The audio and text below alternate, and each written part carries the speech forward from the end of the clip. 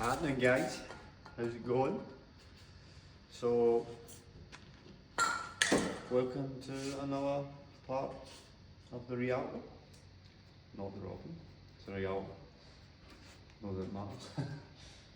But I thought I'd show you how the brakes are set up. Clearance issues I've had.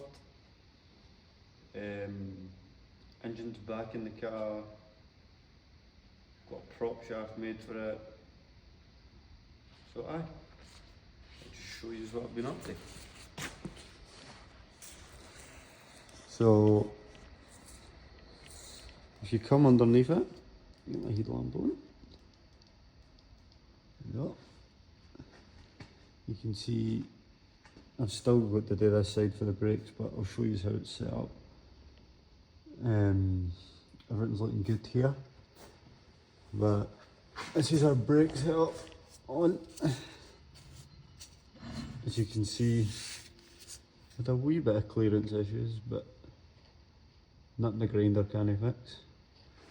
And this is a lovely lengthened prop shaft we've had made up. Shout out to Prop Shaft Services in Bonnetbridge. Give them a shout if you need anything done, prop shaft wise. Good lad, help me out. It's a wee bit what it looks like underneath. I've also got the new front shoes in. So that's your link pipe. Sorry, that's no link pipe, that's feed pipe. And I just need to make a link pipe for there and bleed nipple. New track rod on and steering box bolted up. But I'll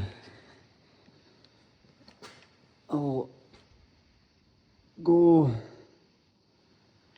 get these brakes on and show you the crack with them. So this is what the brake setup looks like. As I said, it's just a VAG caliper, pads. We've got the discs on, 10mm spacer, just fucking cheap eBay spacer, that'll do. Metric fine bolts, M10, 20mm. I did order 25s, but they're rubbing on the discs on the other side. So I've got the right ones, and 3/8 UNF extended wheel studs. So aye, that's the brake setup so far anyway. Right guys, so thought I'd show you a wee bit just to finish off this video what else I've been up to. Obviously I got the back brakes finished, wheels are on. Look how wide it sits. So as I said, I'm going to be wide arching it at some point. That's how wide it sits. That looks mad. I've also jump in here.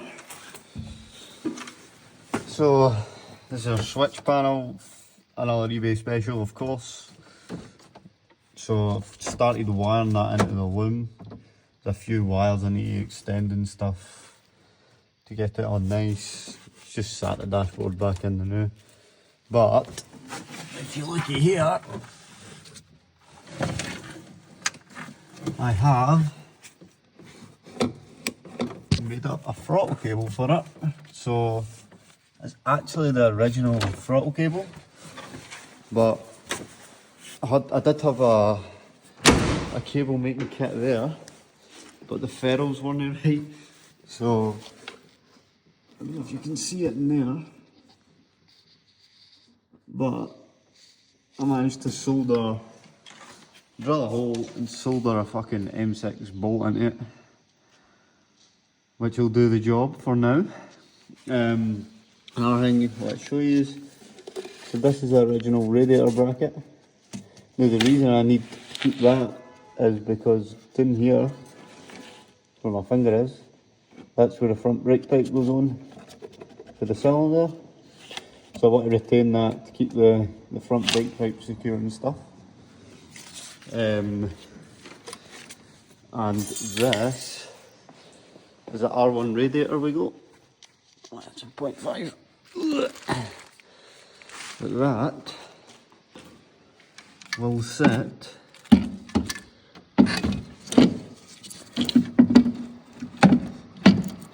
it's hard to do with one hand. Nicely in there. Also, this is where the battery sits, so I'll custom make brackets so it sits something like that. And then it's still got the original fan on it, so I can plug that into the loom, so it should kick in and out with its coolant temps as it needs to be, as it would be in the original engine.